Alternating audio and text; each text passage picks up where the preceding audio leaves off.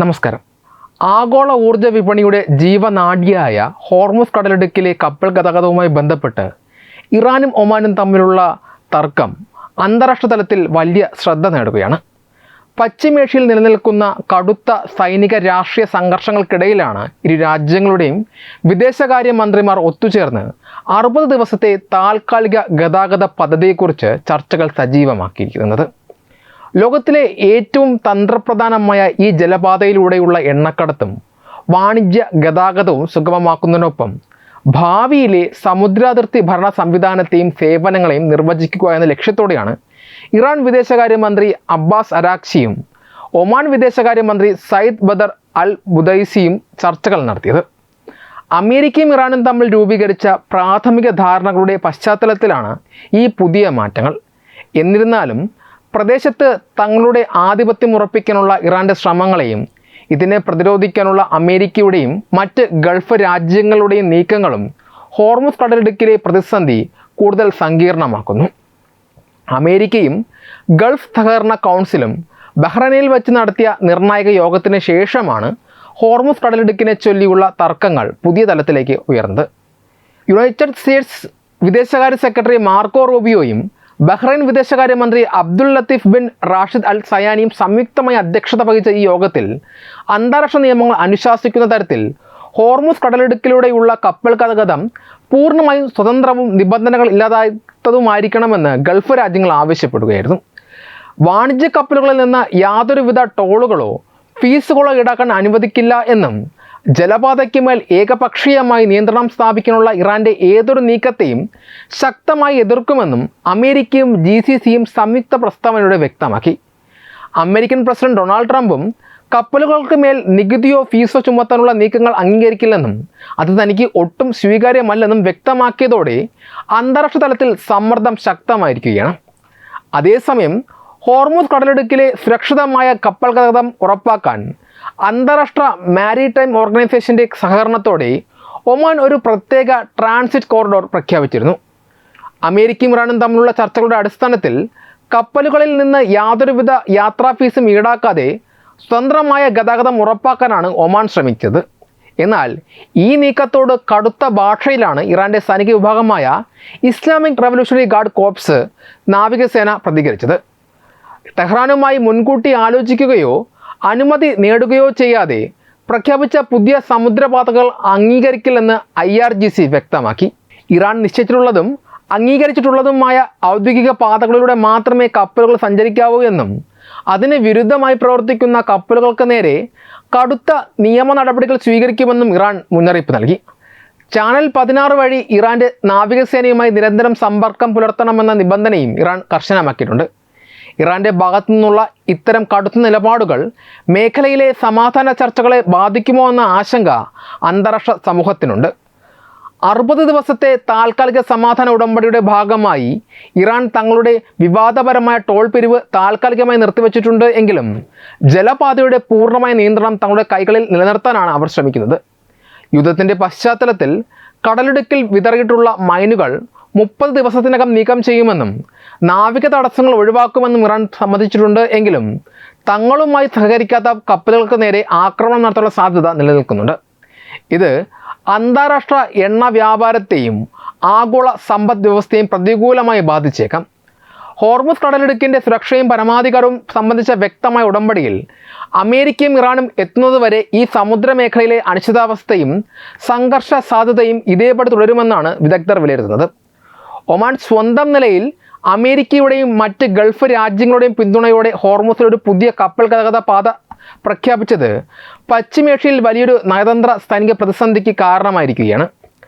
ഈ നീക്കം കേവലം ഒരു പ്രാദേശിക തർക്കത്തിനുമപ്പുറം ഇതിനകം തന്നെ കലുഷിതമായ പശ്ചിമേഷ്യൻ മണ്ണിൽ ഒരു പുതിയ യുദ്ധത്തിൻ്റെ തുടക്കത്തിന് കാരണമാകുമോ എന്ന ആശങ്ക അന്താരാഷ്ട്ര സമൂഹത്തിൽ ശക്തമായി ഉയരുന്നുണ്ട്. ഒമാൻ്റെ ഈ ഏകപക്ഷീയമായ തീരുമാനം ഇറാൻ്റെ ദേശീയ സുരക്ഷയ്ക്കും പ്രാദേശിക മേധാവിത്വത്തിനും നേരെയുള്ള കടുത്ത വെല്ലുവിളിയായിട്ടാണ് ടെഹ്റാൻ കാണുന്നത്. അന്താരാഷ്ട്ര മാരിടൈം ഓർഗനൈസേഷൻ്റെ സഹകരണത്തോടെ യാതൊരുവിധ യാത്രാ ഫീസും ഈടാക്കാതെ കപ്പലുകൾക്ക് സ്വതന്ത്രമായ ഒരു പാത ഒരുക്കുമെന്ന ഒമാൻ്റെ പ്രഖ്യാപനം വന്ന ഉടൻ തന്നെ ഇറാൻ്റെ ഇസ്ലാമിക് റവല്യൂഷണറി ഗാർഡ് കോർപ്സ് കടുത്ത മുന്നറിയിപ്പുമായി രംഗത്തെത്തിയത് ഈ സംഘർഷത്തിൻ്റെ ആഴം വ്യക്തമാക്കുന്നു. തങ്ങളുമായി മുൻകൂട്ടി ആലോചിക്കാതെയും അനുമതി വാങ്ങാതെയും പ്രഖ്യാപിച്ച പുതിയ സമുദ്രപാതകൾ സുരക്ഷാ ഭീഷണി ഉയർത്തുന്നതാണ് എന്നും അവ പൂർണ്ണമായും അസ്വീകാര്യമാണ് എന്നുമാണ് ഇറാൻ്റെ നിലപാട്. തങ്ങൾ അംഗീകരിച്ചിട്ടുള്ള പരമ്പരാഗത പാതകളിലൂടെ അല്ലാതെ സഞ്ചരിക്കുന്ന കപ്പലുകൾക്ക് നേരെ കടുത്ത സൈനിക നടപടികൾ സ്വീകരിക്കുമെന്ന ഇറാൻ്റെ മുന്നറിയിപ്പ് കടലിടുക്കിൽ ഏത് നിമിഷവും ഒരു വെടിപൊട്ടാനുള്ള സാധ്യത വർദ്ധിപ്പിക്കുന്നു. അമേരിക്കയും ഗൾഫ് സഹകരണ കൗൺസിലും ഒമാൻ്റെ ഈ നീക്കത്തിന് പിന്നിൽ ശക്തമായി നിലകൊള്ളുന്നു എന്ന യാഥാർത്ഥ്യം പ്രശ്നത്തിൻ്റെ വ്യാപ്തി ഇരട്ടിയാക്കുകയാണ്.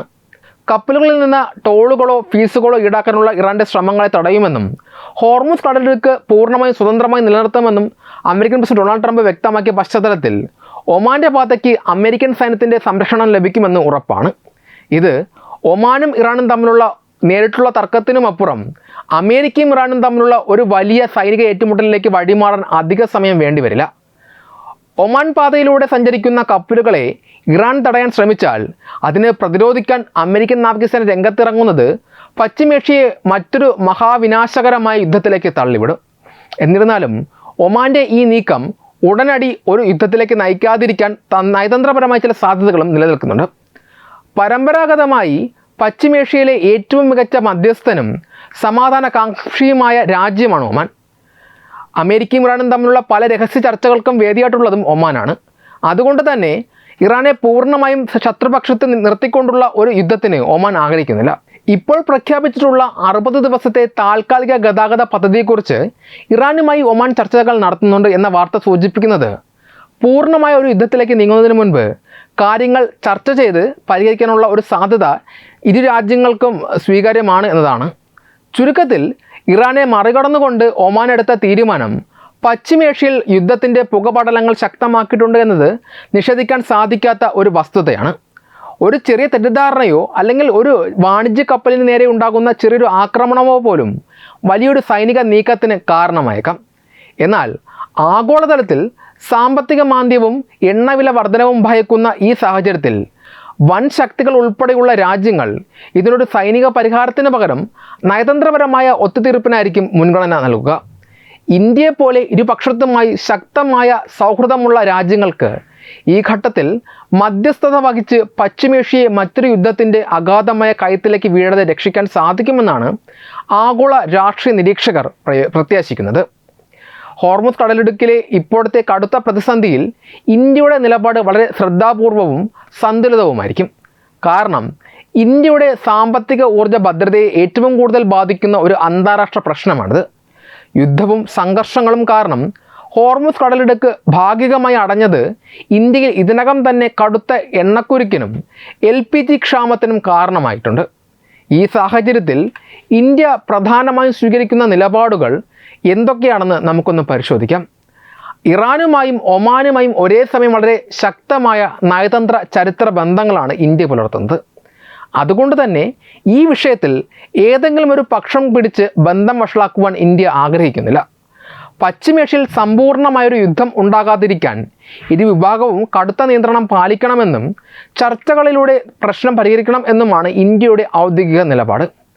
മേഖലയിൽ വെടിനിർത്തൽ കൊണ്ടുവരുന്നതിനായി പ്രധാനമന്ത്രി Narendra Modi Israel, Saudi Arabia, UAE തുടങ്ങിയ പ്രമുഖ പശ്ചിമേഷ്യൻ നേതാക്കളുമായി നിരന്തരം ചർച്ചകൾ നടത്തുന്നുണ്ട്. ഹോർമുസ് കടലിടുക്കിലൂടെയുള്ള കപ്പൽ ഗതാഗതം പൂർണ്ണമായും സ്വതന്ത്രവും തടസ്സമില്ലാത്തതുമായിരിക്കണമെന്ന ഒമാൻ്റെയും അമേരിക്കയുടെയും നിലപാടിനെ ഇന്ത്യ തത്വത്തിൽ പിന്തുണയ്ക്കുന്നു. അന്താരാഷ്ട്ര സമുദ്ര നിയമങ്ങൾ അനുസരിച്ച് വാണിജ്യ കപ്പലുകൾക്ക് സുരക്ഷിതമായി കടന്നുപോകാൻ അനുവാദമുണ്ടാക്കണം. ഇന്ത്യയുടെ ഭൂരിഭാഗം എണ്ണവാതക ഇറക്കുമതിയും ഈ പാതയിലൂടെ ആയതിനാൽ കപ്പലുകൾക്ക് മേൽ അനാവശ്യമായ ടോളുകളോ നിയന്ത്രണങ്ങളോ ഏർപ്പെടുത്തുന്നത് ഇന്ത്യയുടെ ആഭ്യന്തര വിപണിയിൽ വലിയ വിലക്കയറ്റത്തിന് കാരണമാകും. അമേരിക്കയുടെ ശക്തമായ സമ്മർദ്ദം ഉണ്ടായിട്ടും ഇറാനുമായുള്ള ബന്ധം പൂർണ്ണമായി ഉപേക്ഷിക്കാൻ ഇന്ത്യ തയ്യാറായിട്ടില്ല.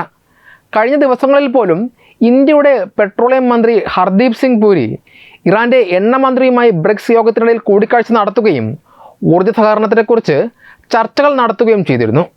പ്രതിസന്ധി ഘട്ടത്തിൽ ഇന്ത്യയുടെ എണ്ണക്കപ്പലുകൾക്ക് നേരെ ആക്രമണം ഉണ്ടാകാതിരിക്കാനും ഇറാൻ്റെ ഭാഗത്തു നിന്ന് സുരക്ഷ ഉറപ്പാക്കാനും ഇന്ത്യ നേരിട്ടുള്ള ചർച്ചകൾ നടത്തുന്നുണ്ട്.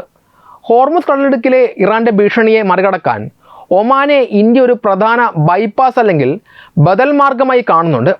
ഒമാനുമായി ഇന്ത്യ ഒപ്പുവെച്ച സമഗ്ര സാമ്പത്തിക പങ്കാളിത്ത കരാർ ഇതിന് വലിയ തുണയാകും.